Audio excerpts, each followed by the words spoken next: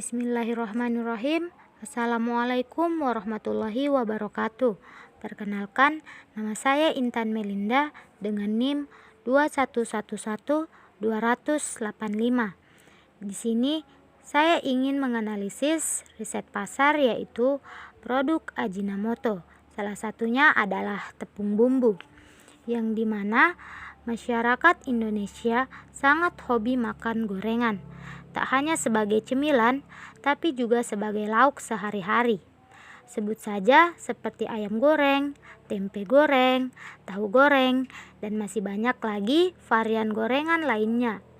Hal ini kemudian mendorong Ajinomoto memproduksi bumbu dapur, berinovasi, dan meluncurkan Sajiku sebagai tepung bumbu bervitamin, yang dimana tepung bumbu adalah perpaduan tepat antara tepung dan rempah pilihan, menghasilkan gorengan yang renyah serta memiliki rasa dan aroma yang lezat dengan cara yang praktis.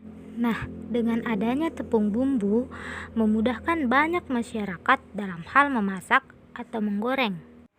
PT Ajinomoto Indonesia merupakan produsen bumbu masak merek Ajinomoto.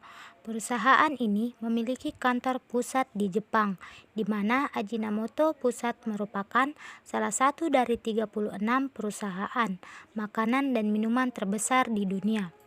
Kontroversi produk yang pertama, sehubungan dengan akan berakhirnya sertifikat halal dari MUI untuk Ajinomoto pada September tahun 2000, maka PT Ajinomoto Indonesia mengajukan perpanjangan sertifikat halalnya pada akhir Juni 2000. Yang kedua, pada 7 Oktober tahun 2000, Komisi Fatwa memutuskan bahwa bactosoitone tidak dapat digunakan sebagai bahan dalam media pembiakan mikrob untuk menghasilkan MSG.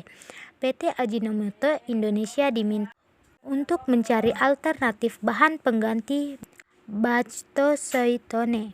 Yang ketiga, sesuai dengan instruksi Komisi Fatwa, PT Ajinomoto Indonesia mengganti bactosoitone dengan Mameno dalam tempo 2 bulan. Yang keempat, LPPOM MUI melakukan audit sehubungan dengan penggantian bactosoitone dengan Mameno pada 4 Desember 2000.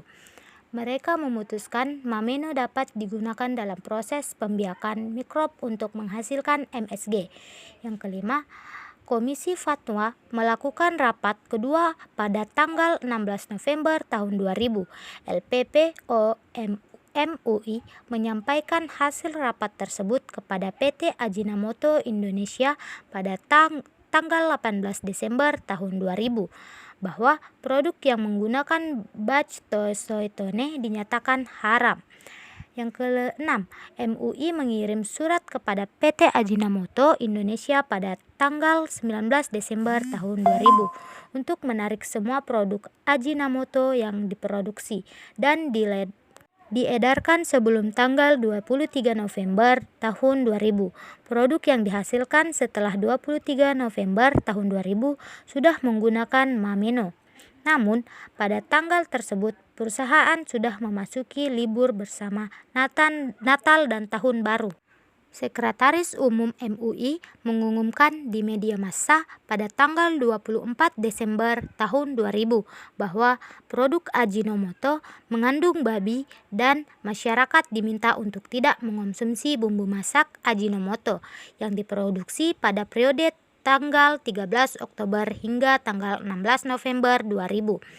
Selanjutnya, pengumuman MUI ini lalu ditindaklanjuti dengan pertemuan antara jajaran Depirendang, Depang, MUI, GPMI atau pengusaha makanan dan minuman, Dirjen POM, dan YLKI pada 2 dan 5 Januari tahun 2001 yang menghasilkan keputusan bahwa PT Ajinomoto Indonesia harus menarik seluruh produknya di pasaran dalam negeri termasuk produk lain yang tidak bermasalah dalam jangka waktu 3 minggu terhitung dari 3 Januari 2001.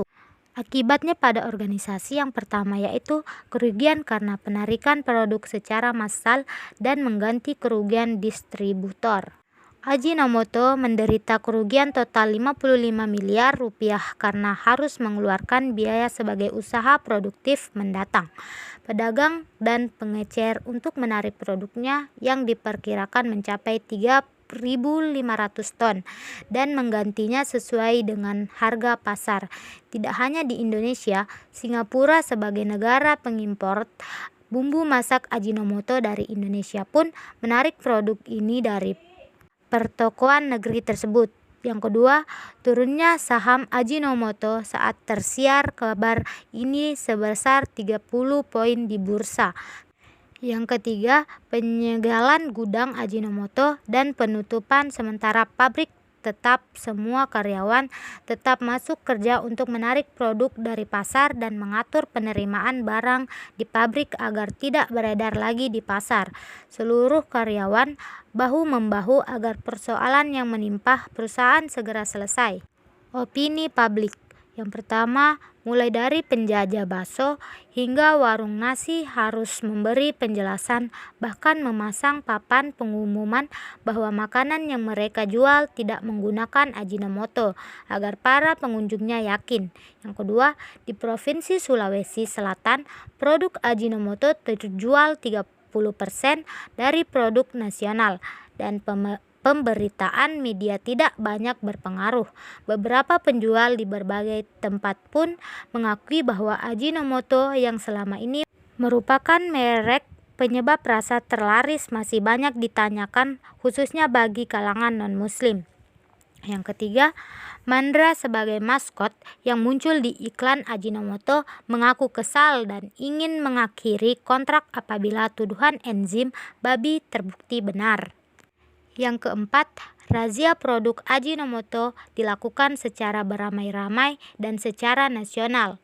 Selanjutnya, pernyataan Ajinomoto tidak lanjut dan opini pakar. Yang pertama, dalam siaran pers yang dipublikasikan oleh Departemen Manajer PT Ajinomoto Indonesia Tejokorda Bagus Sudarta, Ajinomoto mengakui bahwa mereka menggunakan bactosoiton yang diekstraksi dari daging babi untuk menggantikan polipepton yang bisa diekstraksi dari daging sapi karena lebih ekonomis. Ekstraksi ini hanya medium dan tidak berhubungan dengan produk akhir, sehingga tidak benar bahwa produk akhir MSG Ajinomoto mengandung unsur enzim babi yang dikenal sebagai porcine. Namun, untuk menghilangkan keresahan dan menjaga ketenangan masyarakat dalam mengonsumsi produk Ajinomoto, maka pihak akan menarik secara merentak di seluruh Indonesia produk MSG Ajinomoto dan meminta maaf akan kejadian ini. Sebagai tindak lanjut dari masalah ini, PT Ajinomoto akan kembali berproduksi menggunakan bahan memeno sesuai anjuran atau peraturan deterjen POM.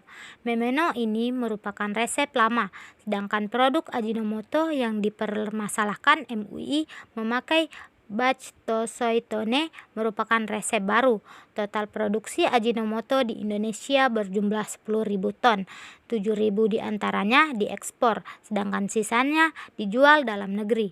Yang selanjutnya, Ajinomoto pun akan mendatangkan ahli fermentasi dari Jepang, Mr. Koyama, untuk meneliti produk vetsin yang dinyatakan MUI mengandung lemak babi tersebut, di mana akan diadakan pengujian dengan didasarkan unsur MUI Mojokerto dan Muspida di kantor Bupati Mojokerto. Selanjutnya, Prof. Dr. Haji Umar Anggoro Jeni, Guru Besar Fakultas Farmasi Universitas Gadjah Mada dan mantan Ketua ICMI Yogyakarta, menyatakan bahwa sebenarnya produk MSG Ajinomoto tidaklah tergolong haram karena bactosoitone bukan termasuk bahan aktif dalam produksinya, melainkan hanya sebagai katalis pembuatan MSG. Nah, itu tadi sedikit riset pasar yang dapat saya jelaskan. Mungkin banyak kekurangan dari hasil penjelasan saya. Mohon dimaafkan. Saya akhiri dengan ucapan billahi fisabil haq fastabiqul khairat. Wassalamualaikum warahmatullahi wabarakatuh.